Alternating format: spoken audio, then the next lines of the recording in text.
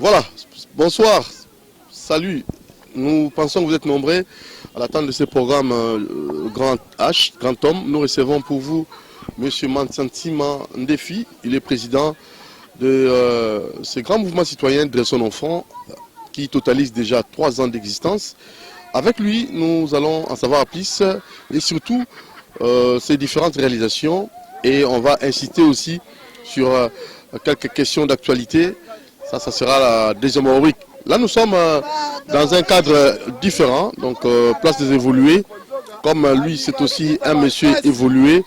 Et il va aussi nous démontrer qu'il contribue tant soit peu au développement de notre pays par ses différentes réalisations et l'amour qu'il a pour la République du Congo.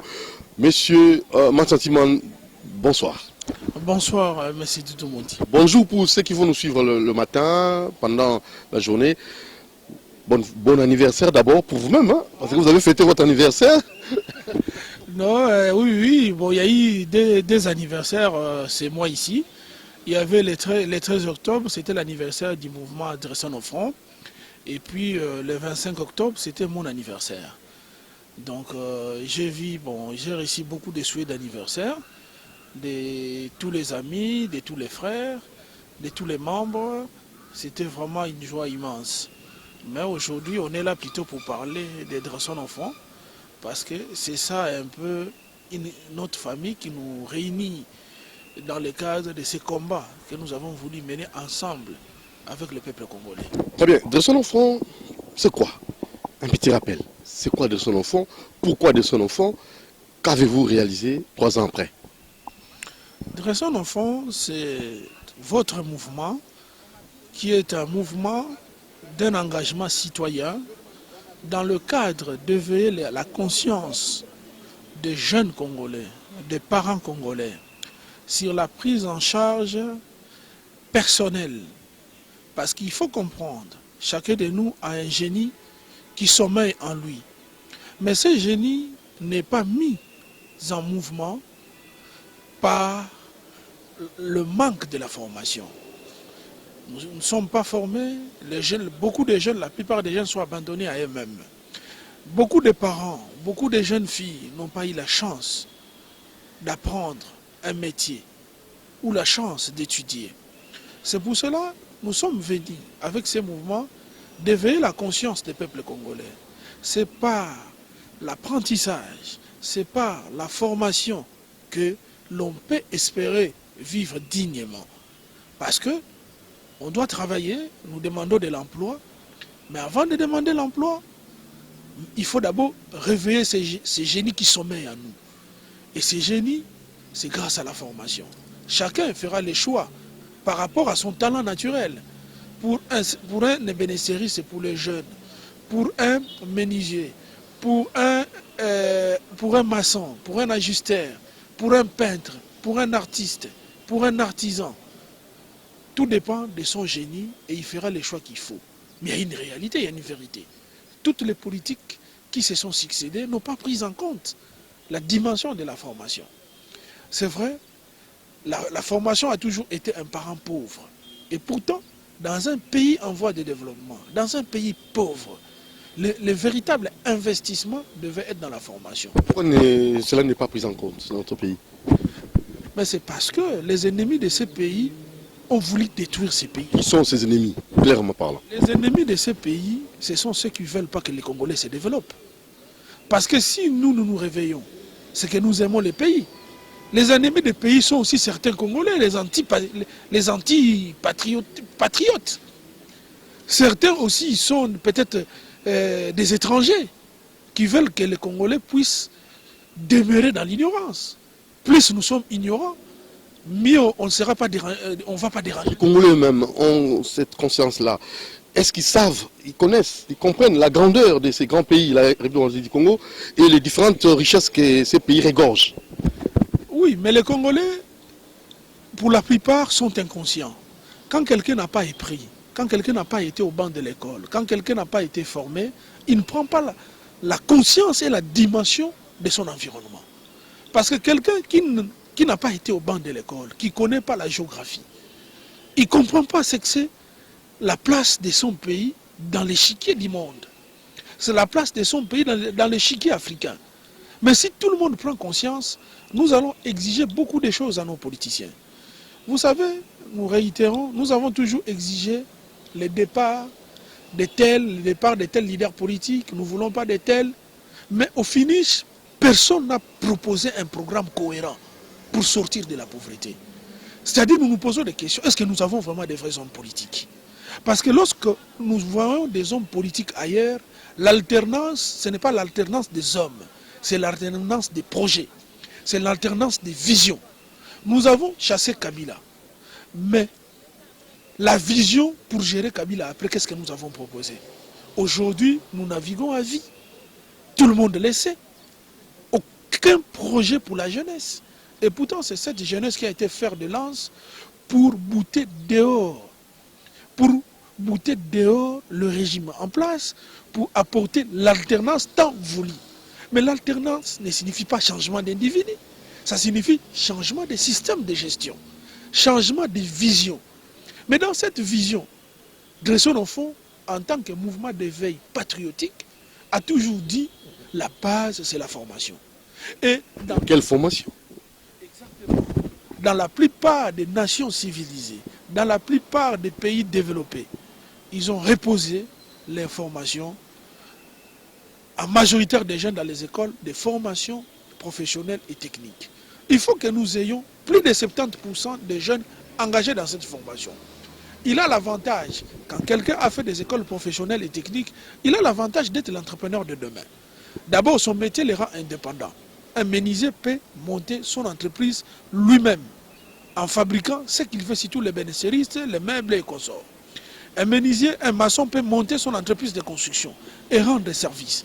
Un mécanicien auto peut créer son garage et rendre service. Un peintre peut travailler en indépendant. Et plus tard, lorsqu'il aura réuni beaucoup de moyens, il peut monter sa société.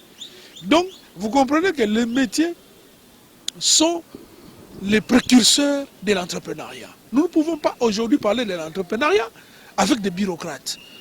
L'entreprise, aujourd'hui, qui transforme le monde, c'est l'entreprise qui est liée aussi à la transformation. Il faut parler aujourd'hui de la sidérurgie. Nous ne fabriquons pas les fers. Comment nous pouvons imaginer demain créer nos propres voitures? Tout ça, ce sont des métiers.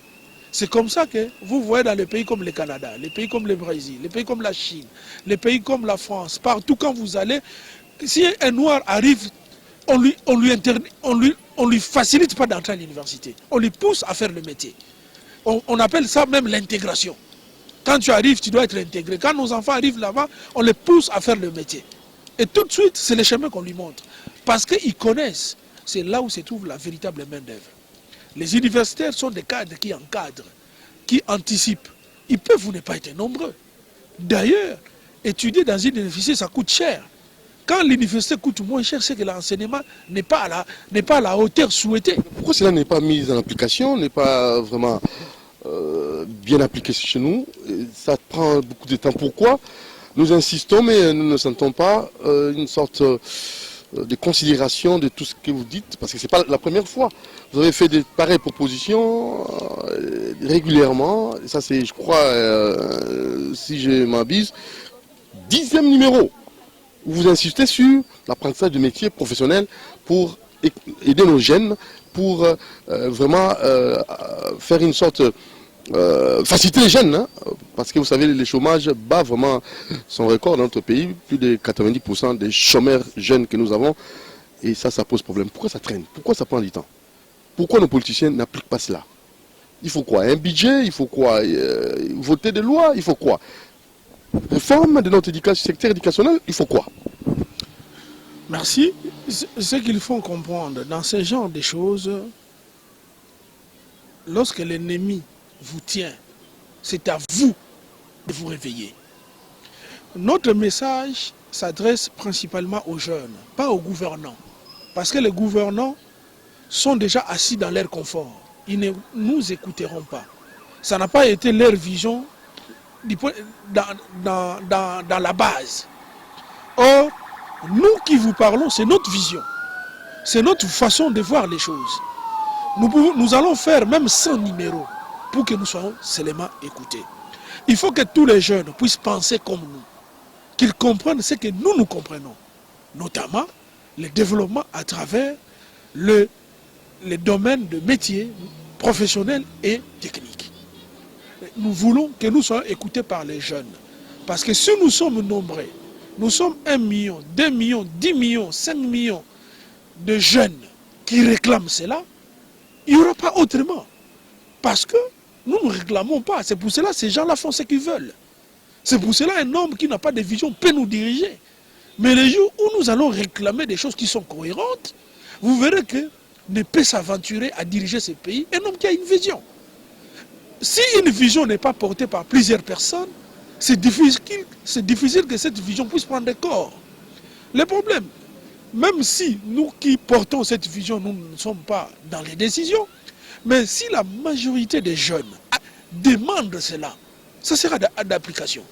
Parce que tout le monde qui viendra ne parlera plus de, par exemple, de peuple d'abord ou bien de tel dégage, mais il parlera plutôt, nous voulons les écoles professionnelles et techniques, les centres de formation professionnelle et technique, les foyers sociaux, pour notre développement.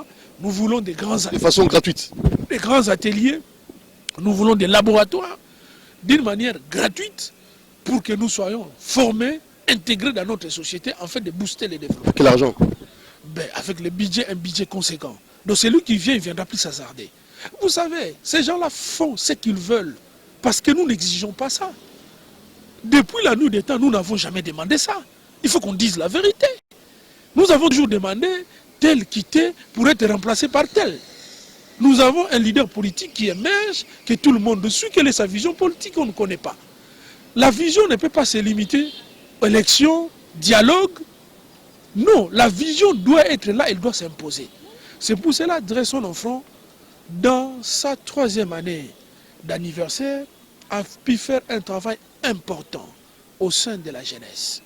Je vous dis, j'ai beaucoup de sourires parce que beaucoup de jeunes portent aujourd'hui cette vision.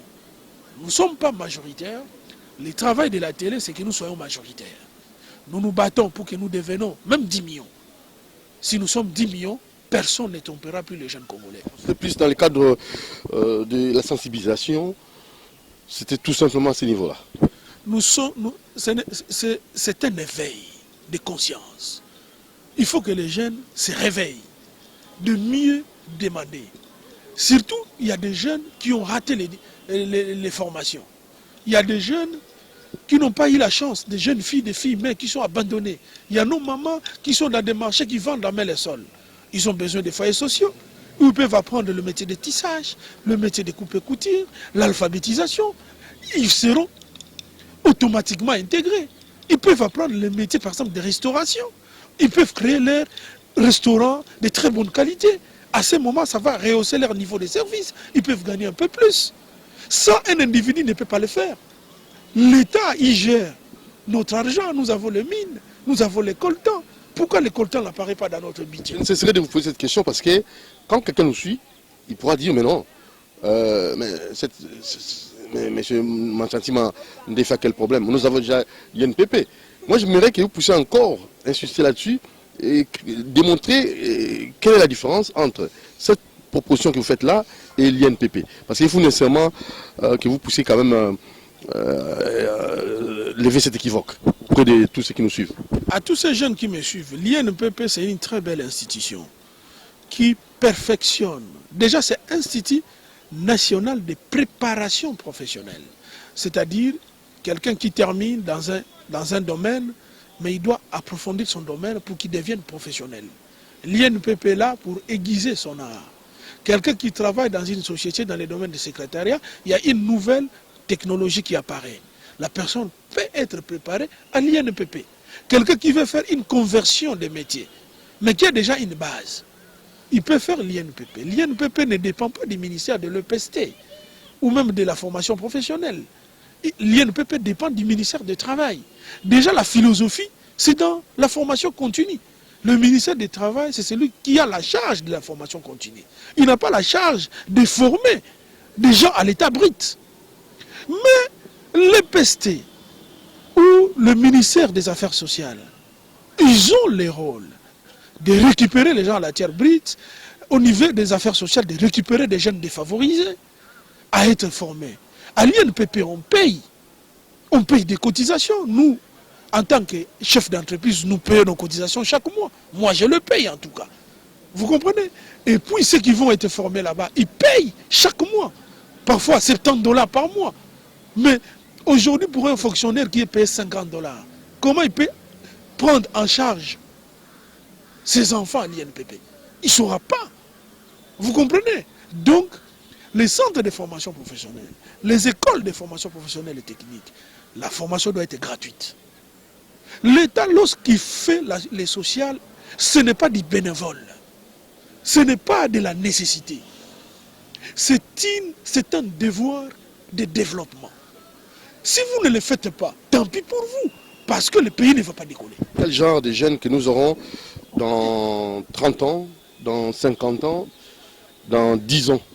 Ça signifie quoi? Nous sommes déjà, Les projections qu'on doit faire. en train de voir. Mobutu a abandonné Horizon 33, horizon 30. l'enseignement.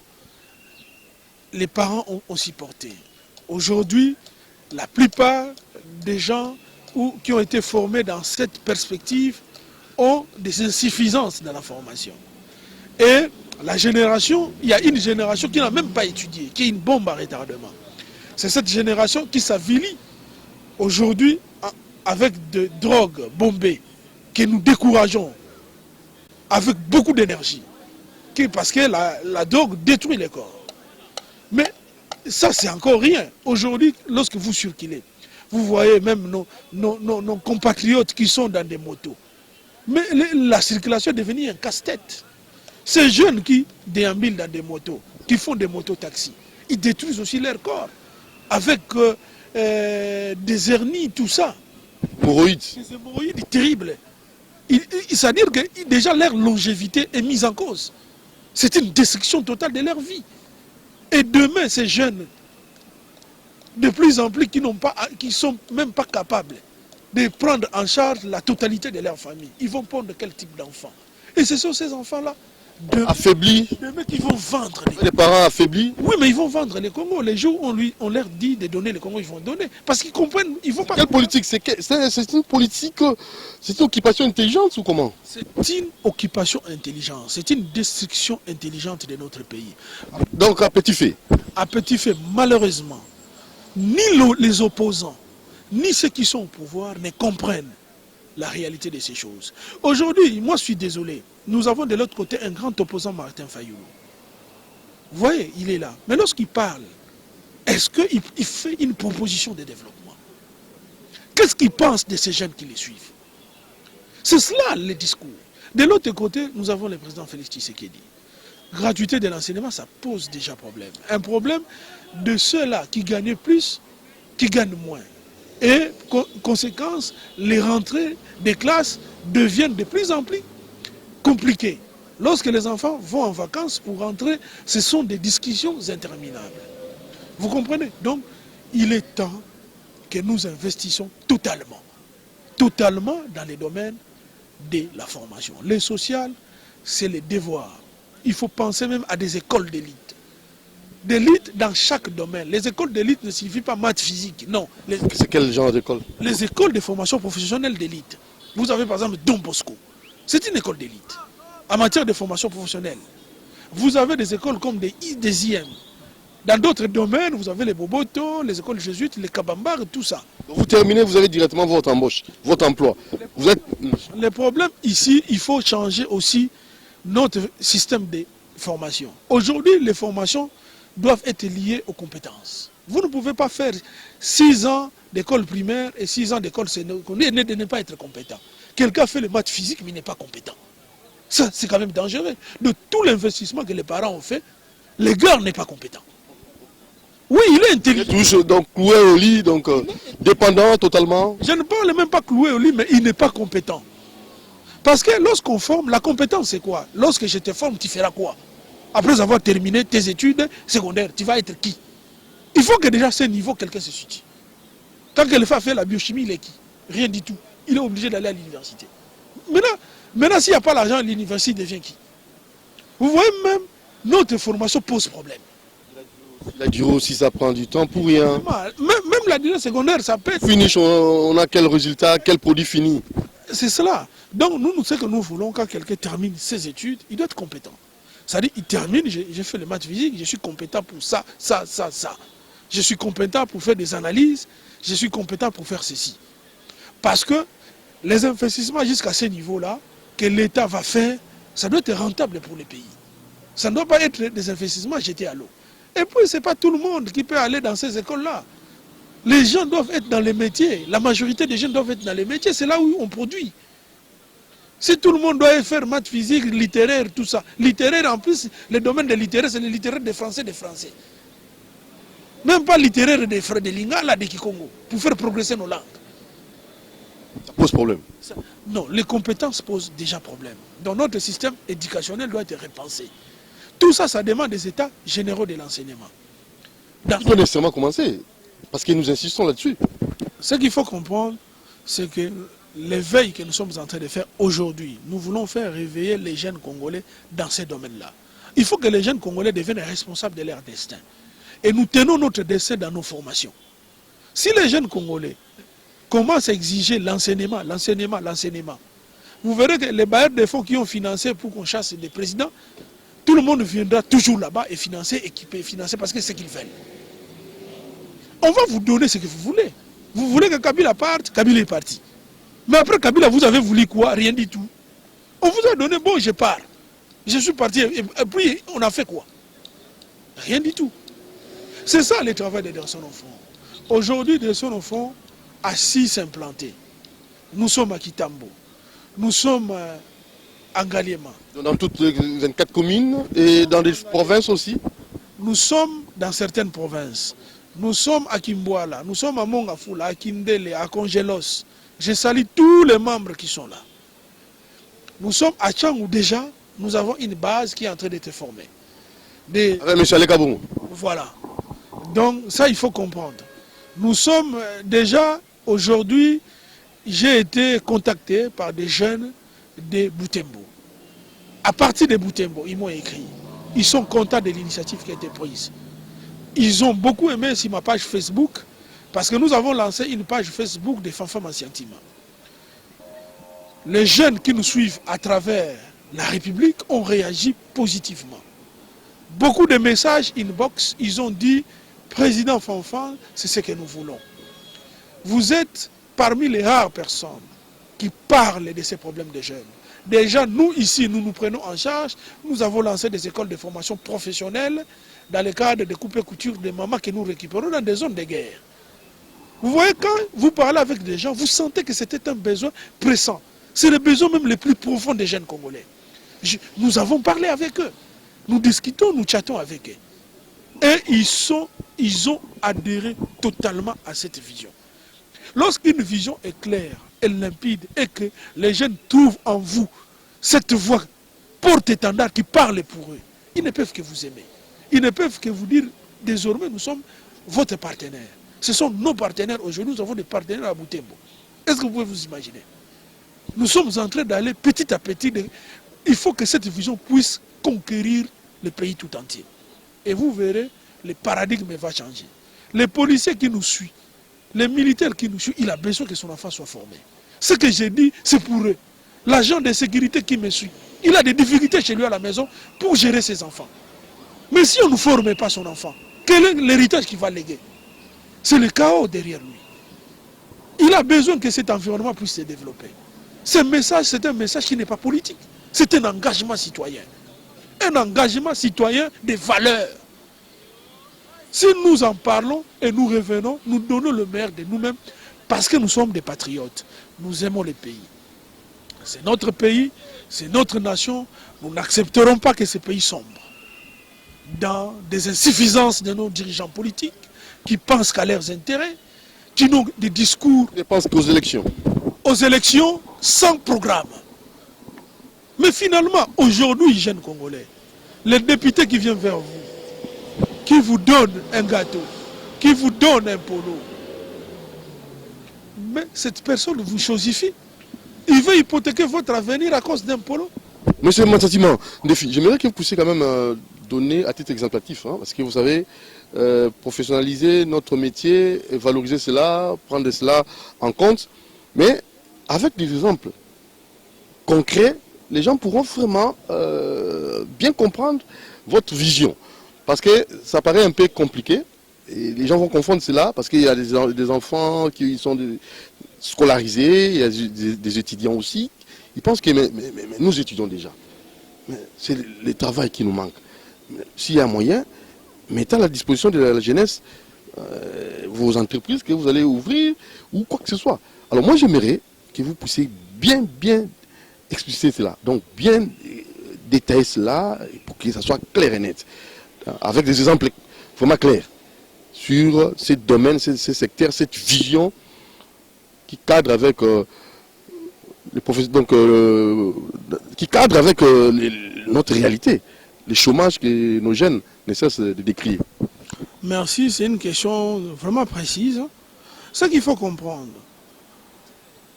un pays qui a une vision, il doit aussi avoir une vision de son enseignement et de sa formation. Nous avons des jeunes qui sont à l'école primaire. La gratuité de l'enseignement, c'est une bonne chose. Après l'école primaire, le jeune n'est pas compétent. Il n'est compétent en rien. Il sait seulement lire, écrire et calculer. Mais les compétences n'y est pas. Il va faire son 7e, son 8e, les cycles d'orientation. À ce niveau-là, les jeunes n'est compétent en rien du tout. Nous parlons des jeunes qui étudient. Mais lorsqu'il arrive en 3e, il faut que le jeune commence sa compétence. Ce sont les humanités. Et c'est là où nous insistons. Qu'est-ce que nous devons faire à ce niveau-là? Oui, je suis en train de répondre. Laissez-moi vraiment terminer votre question. C'est très capital. Nous encourageons aux parents que les jeunes fassent les choix de la formation professionnelle et technique. Pourquoi? Parce que c'est un jeune qui a fait, par exemple, les études de la cordonnerie. Il a la capacité de construire son entreprise de cordonnerie. Et tout de suite, s'il y a une société de cordonnerie, il trouve de l'emploi. Cordonnerie, je donne un exemple. ça c'est purement professionnel. C'est de façon, parce que c'est pas nos coronets ici, le gars qui est de l'autre côté là. C'est pas ces gens-là, il faut bien expliquer. Oui, Qui va les former? Vous allez faire appel aux professionnels, cordonnerie vraiment industrielle ou comment il se passe? C'est une grande question, il faut vraiment m'écouter d'une façon holistique. Ça, je donne d'abord l'exemple. Je donne d'abord le cheminement. Il fait sa cordonnerie. Lorsqu'il termine, il est compétent. C'est différent d'un gars qui vient de terminer les maths physiques qui n'est pas compétent. Lui est utile. Oui. On peut les larguer sur le terrain. Il devient déjà un produit, il devient déjà une main-d'œuvre qui peut booster l'économie du pays. Parce qu'il a un savoir-faire. À ce moment-là, nous insistons. L'État doit suivre dans l'infrastructure de formation de ces jeunes. Ça ne badine pas. C'est-à-dire, il faut donner des écoles, il faut donner des ateliers pour la formation de ces jeunes. Pourquoi? Les jeunes qui terminent avec un atelier à côté, il peut monter son entreprise de cordonnerie. Mais il y a des finitions peut-être qu'il n'a pas les moyens. Il peut revenir dans l'atelier de l'école pour finir comme il entend, parce que là, il y a des équipements. Il va avoir des ateliers. Oui. C'est comme ça, laissez-moi terminer dans un esprit holistique. C'est-à-dire, il doit revenir à l'atelier pour finir dans la meilleure qualité. À ce moment-là, l'atelier de l'école est rentable, la personne est rentable à la cité. En troisième dimension, il y a l'investissement de l'État. C'est-à-dire, il faut que l'État comprenne ça.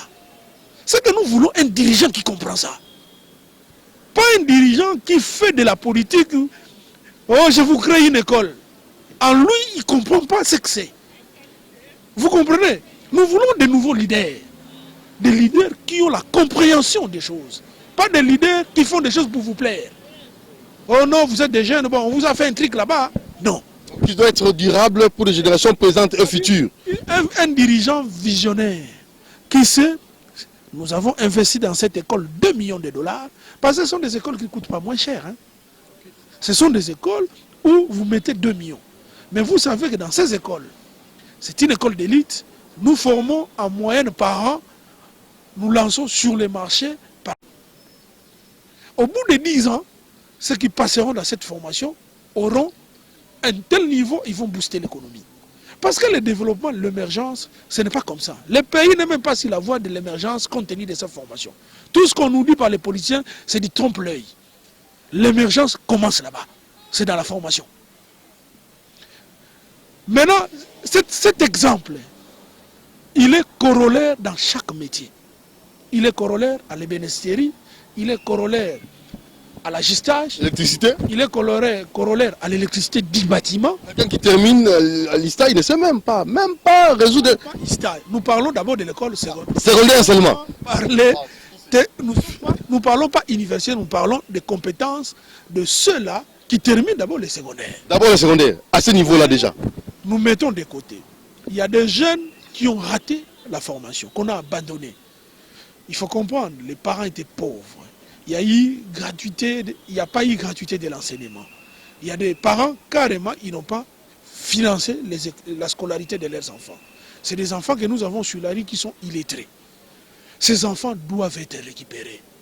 Ce sont ces enfants qui sont devenus des koulouna, qui sont recrutés dans des bandes armées. Ces enfants sont pratiquement, je peux dire, abandonnés. Alors, il faut des centres de formation professionnelle. Et ils n'ont plus dans un cursus normal d'école. Ils doivent être récupérés dans des centres de formation professionnelle et technique. Et dans ces centres, il y a l'alphabétisation, parce qu'ils doivent savoir lire, écrire et calculer. Et puis, il faut un métier. Ce sont des professions, quand quelqu'un est adulte, on peut déjà les former pour 2 ans.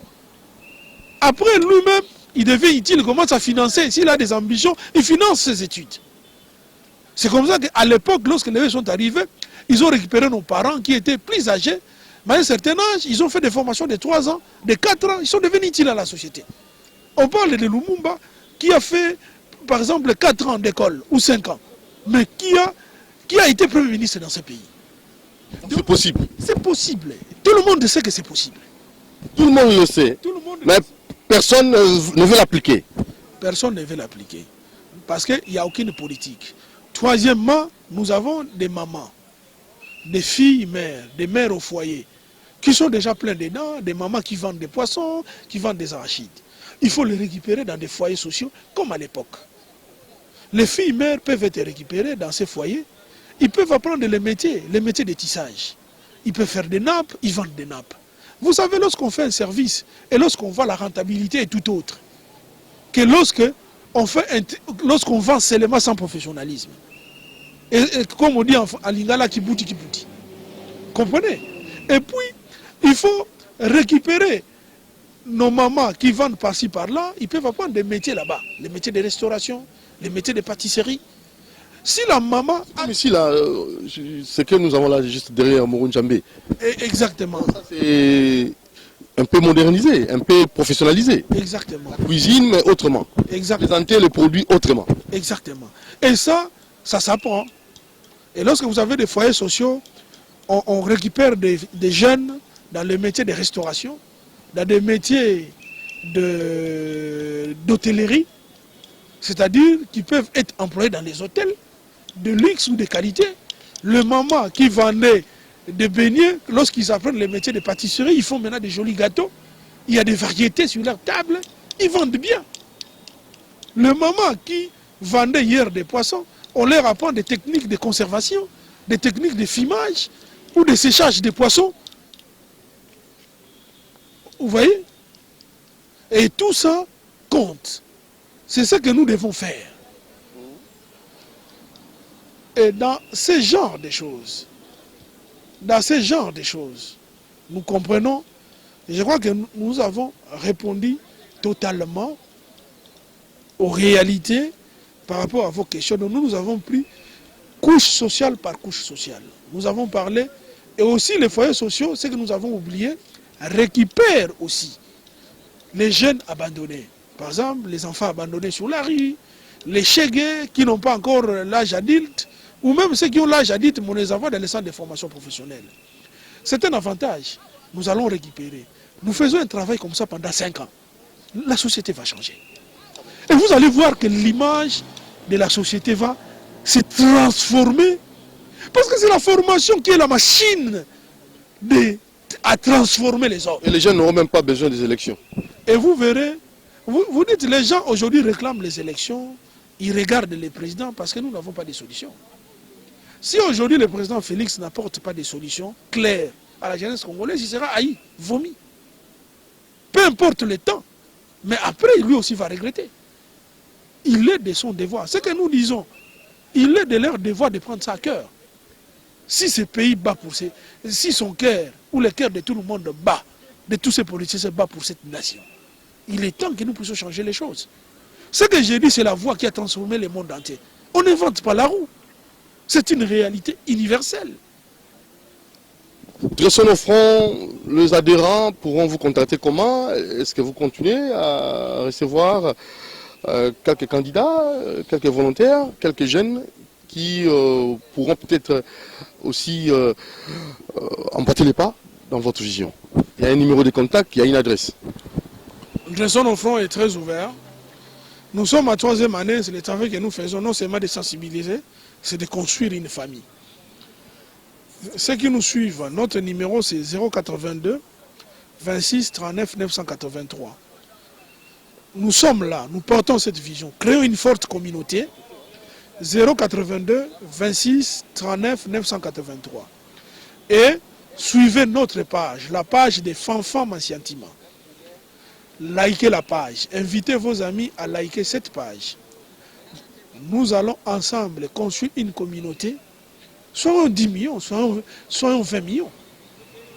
Si nous sommes nombreux, nous ne voyons pas comment on ne va pas faire cette politique. C'est vrai, nous marchons derrière les partis politiques. Des partis politiques parce que tel doit arriver au pouvoir, des ambitions égoïstes. Mais pour une fois, on vous parle de vous-même. Parce que Dressons nos fronts vient vous parler de vous. Ce que vous devez être. Et vous donne même les programmes. Pas d'un leader politique. Il vous donne même la méthode d'y arriver. C'est votre frère. Je pense que c'est une voie que Dieu a choisie pour que vous puissiez écouter ces messages combien importants pour notre développement. Parce que si nous ne faisons pas ça, le pays risque de disparaître. Jusque quand nous allons tout le temps espérer sur des hommes? Pourquoi nous n'exigeons pas à ces hommes ce que nous voulons? Pour une fois, nous vous donnons ou nous vous mettons des paroles dans la bouche pour que vous puissiez réclamer ceci à vos leaders politiques. Si peut-être ils peuvent vous écouter. C'est inimaginable. Un parti politique qui a beaucoup de jeunes ne puisse pas penser à l'avenir de sa jeunesse. C'est compliqué, hein? Et ces jeunes, vous suivez comme ça délibérément. Nous savons que notre cri est pour plusieurs jeunes.